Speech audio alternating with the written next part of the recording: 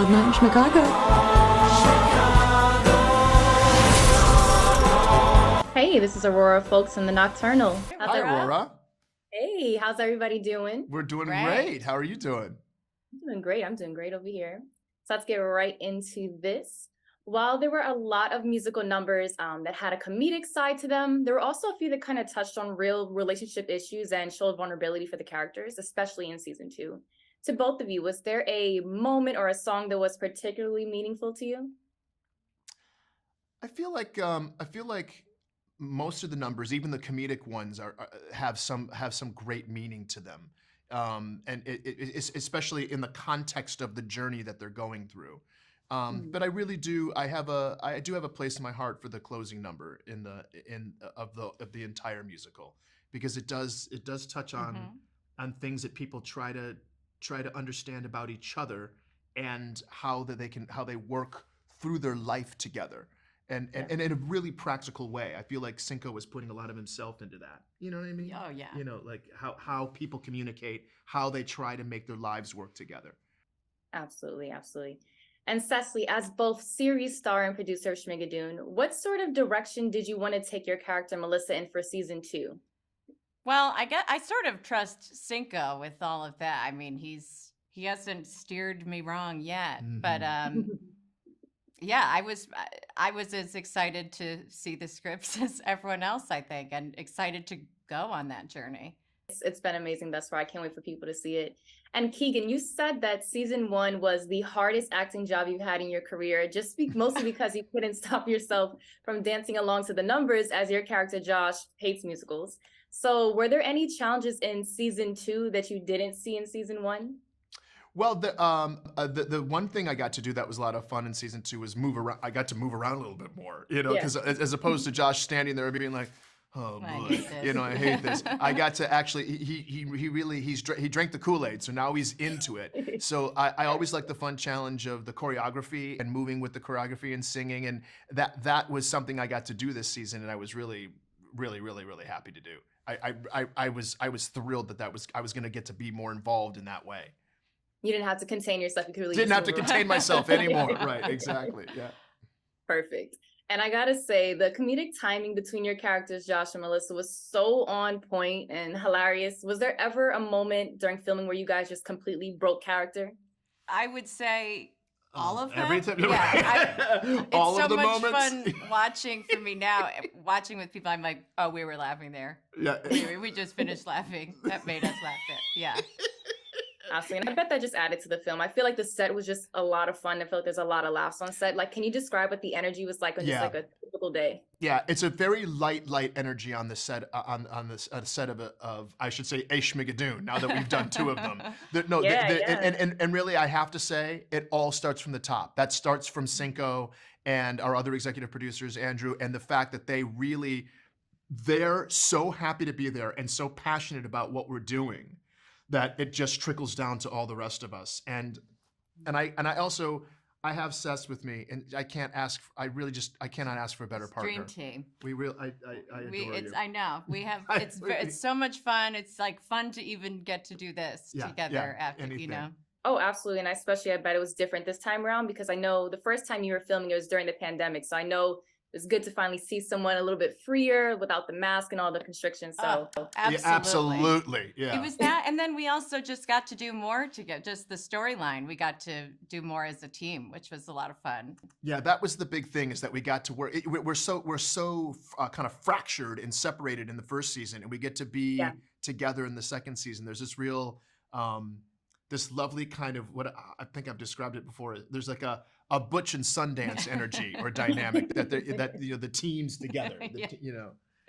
Absolutely. Well, I know people can't wait to see it. Thank you so much for sitting down with us, and I hope you enjoy the rest of your day. Thanks, Thank you, Aurora. you too. Hi, Jane. How are you? Hi, so nice to meet you. Nice to meet you too. I absolutely loved your character in both season 1 and season 2. I won't say too much, but you had a court scene number in season 2 that I just had me like, damn, like that was an incredible performance. What has been your favorite number thus far to perform? In this series? in the series? Oh, I mean, they both were such gifts, to be honest. I think Cinco really knows what to write for me, and I'm so thankful for what he's given me. Um, they both have their charms in different ways. I mean, obviously, I was in such a small bit of season one, so I was thrilled to be incorporated in a larger way in season two. And could I ask for any more? I mean, I get to do the song's called Bells and Whistles. I get to throw in every special skill that I have. And then when he finishes it and takes that surprise where it goes down the company route is just incredible. I don't know if we'll be able to top Bells and Whistles if we get more seasons, but that was a pretty great highlight for me. I have to say, it was one of my favorite times filming in my whole career. Yeah, it was just a really special day that we got. You know, they shoot these numbers quite quickly, and it felt like everybody in the room was excited about the number and wanted to make it the best number that it could be. And when you can feel the whole cast and crew and everyone coming together to get every shot that we hoped to get in the time period that we had, it was a very special filming experience for me. And I'm greatly thankful to Cinco for it. It was incredible to watch. Even just the screening I saw of season 2. So I think you guys would just go on to do even better things. And I have to say, your comedic timing is so spot on, whether you're on the stage or you're on the screen. As someone who said that they love finding a sense of humor in characters' flaws, how did you find yourself doing this with Bobby in this season? Oh, wow. Well, a lot of it was on the page, I have to admit. There's nothing that thrills me more that the minute she starts talking, that a vamp called Bobby's Vamp starts playing every time she talks. I was like, can we just keep that going through the whole thing? Because that just is amazing. The jokes were there all on the page. I feel very lucky that I think I have a very special chemistry with Cecily, and I felt that in season 1. And I felt very lucky that we got to do a lot of the more heavy dialogue scenes together. And there's no one funnier than Keegan. He's just hilarious, and I was hoping I'd get to do more with him because I didn't get to do anything with him in season 1. And obviously, our characters are very tied together in season 2. And there were times when I was laughing so hard at everything he was doing. I was like, all right, I got to pull my act together to get my side on film. So I felt very lucky to work with them and try to keep up with their comedic chops. I think that speaks a lot to the show's ensemble themselves. I mean, I can imagine there's just like a lot of laughs on set. Like, how would you typically describe what the energy was like on a typical day of filming? Like, did this change day to day depending on what number was being performed, or? Oh, that's really interesting. I think the overall vibe is the love of musical theater that we all have, and that especially Cinco Paul has, who created the show and writes it, and is our executive producer and showrunner. I think his love of making this show has been infused in all of us from day one. And I don't think there's a frame of footage that is without that.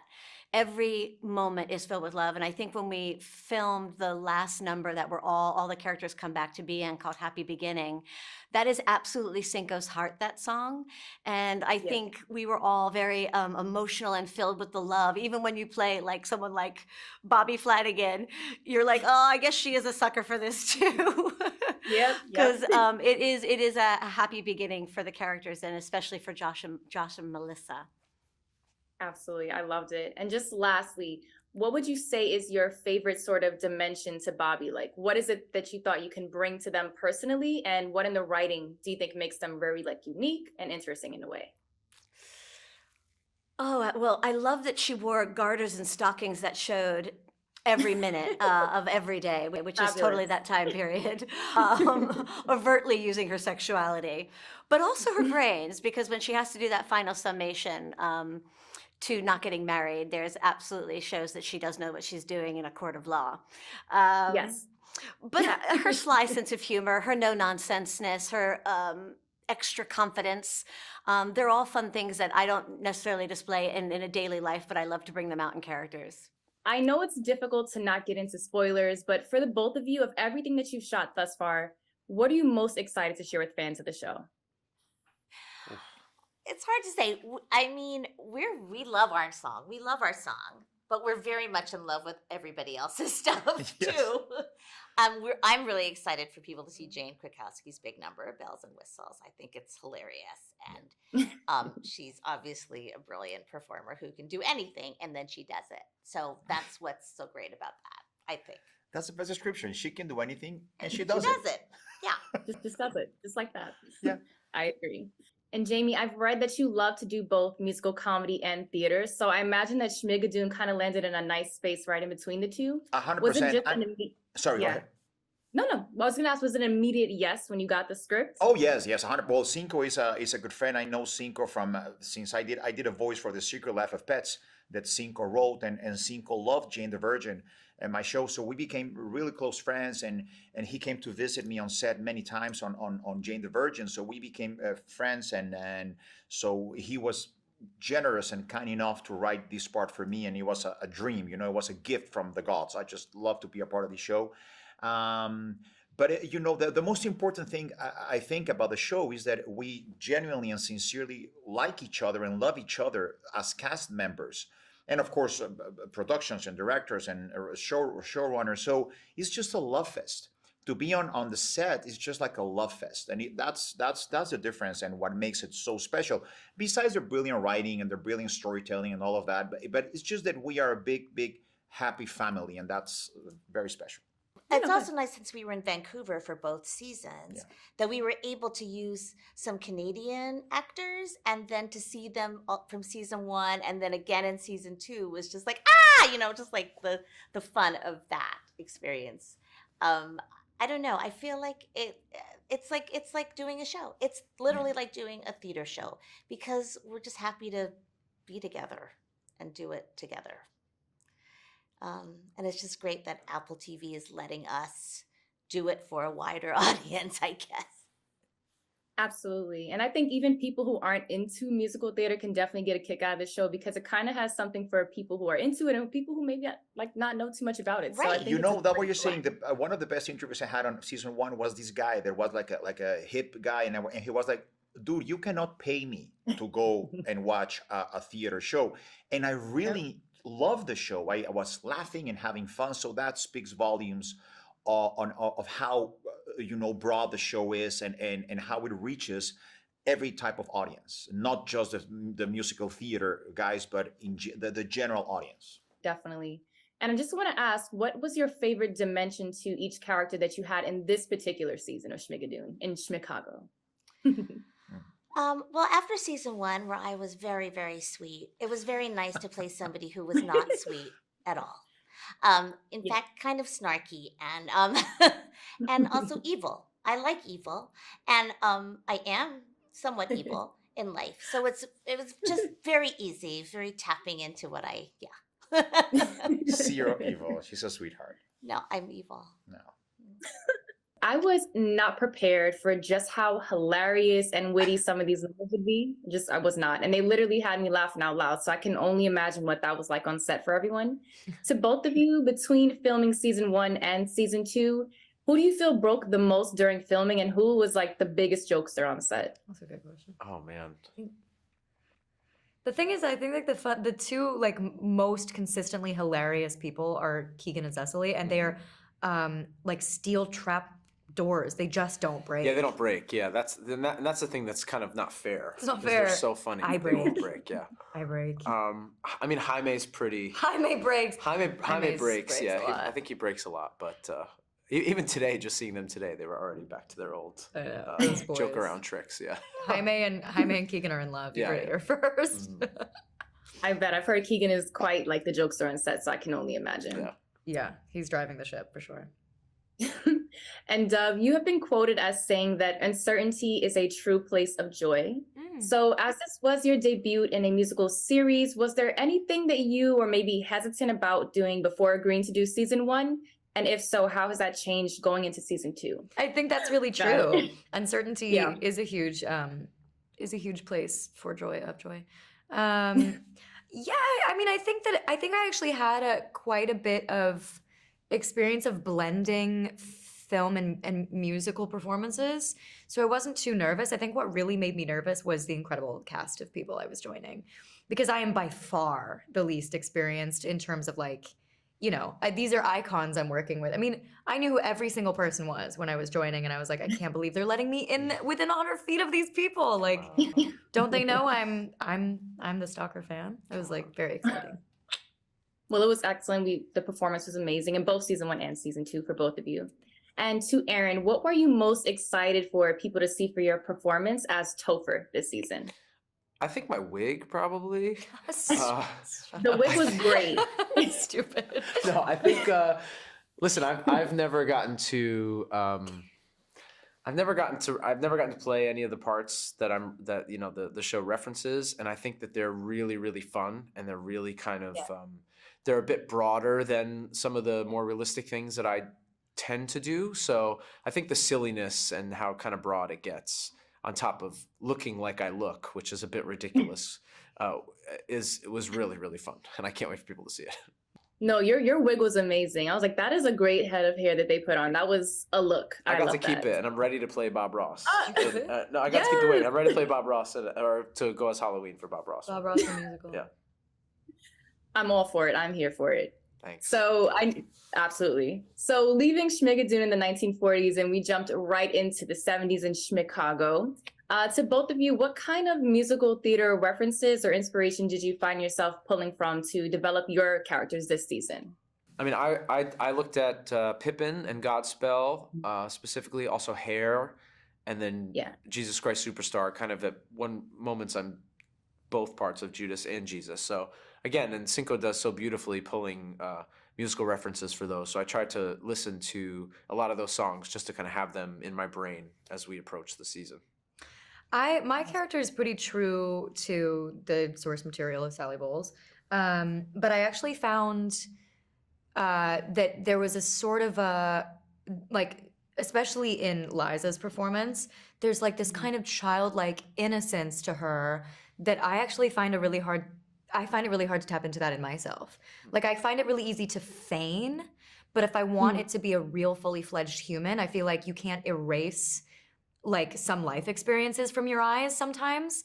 Right. And there have been things that I've had a really hard time kind of like unknowing for a certain character. And that's one of my weak spots. And so I ended up kind of blending her a little bit with Thelma Kelly, with the sort of more, like, she's a little bit more worldly. She's got a little bit more bite. And she's maybe a little bit more aware of her like sexuality on stage than Sally Bowles was, like pure human energy. Whereas, Velma is definitely a bit more aimed. Yeah, she was definitely very spicy this season, but it was really great to watch on screen, and I can't wait to see what comes next. How are you doing today, Cinco? Great. How are you, Aurora? I'm doing well. I cannot complain at all. Good. So firstly, I just want to say congratulations on the number of accolades Schmigadoon has already received from season 1, which is right in time for season 2. So can you talk to me about kind of what that just all feels like, and what do you really attribute the show's success to? Boy, it's attributing success. It's hard to say. It feels great, Aurora. It's amazing. It's doing this show is really a dream come true. That I get to write the songs and have these amazing people sing them, and it just it's really. I still have to pinch myself that it's actually happening and that we get to keep doing it. I think the show is fun and bright and hopeful, and I think because of that, and everything's done with love. It's not really a snarky, cynical show, and so I think because of that, I think that's a lot of its appeal is that you can watch this show and know that you're, I don't know, someplace that they're going to take care of you. They're not going to try to shock you or traumatize you. That they're just going to hold your hand and walk you through some fun song and dance. And I loved it. I mean, the songs are incredible. The numbers are just like insane. So kudos to you and the rest of the ensemble. And I gotta say, in Schmigadoon season 1, Josh and Melissa are in this kind of like whimsical time in the 40s and 50s. And in season 2, we're transported to the darker kind of Chicago in the 70s. So what really went behind the decision to work in this kind of particular decade? And what was it that you really wanted to capture in this season?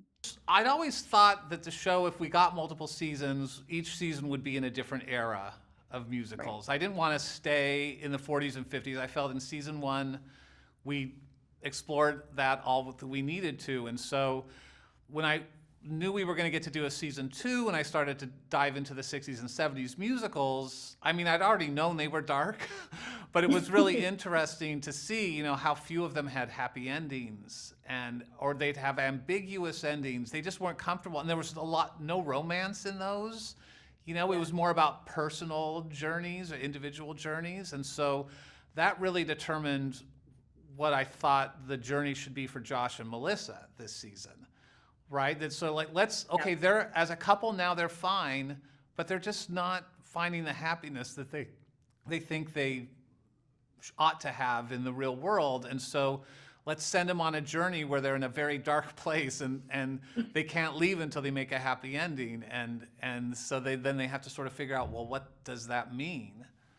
And a big part of that, I think, an important message is that you can't make a happy ending just for yourself.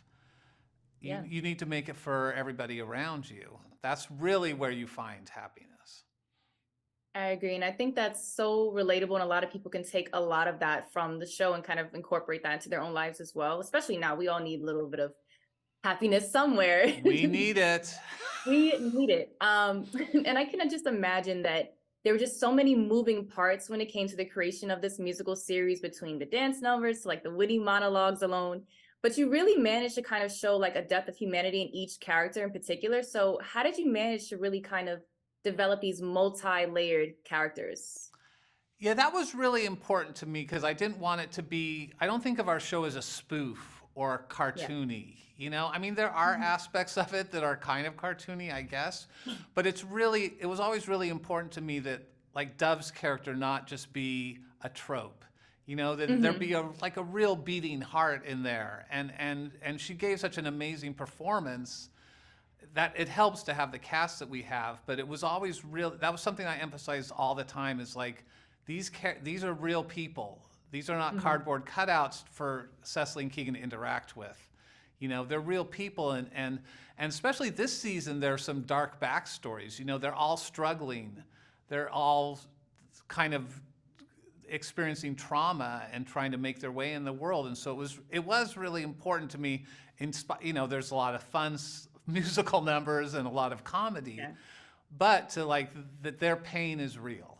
We felt that, and I know the audience is just going to love this. Aww. Thank you so much for that, and for sitting down with us as well today. Thank you, Aurora.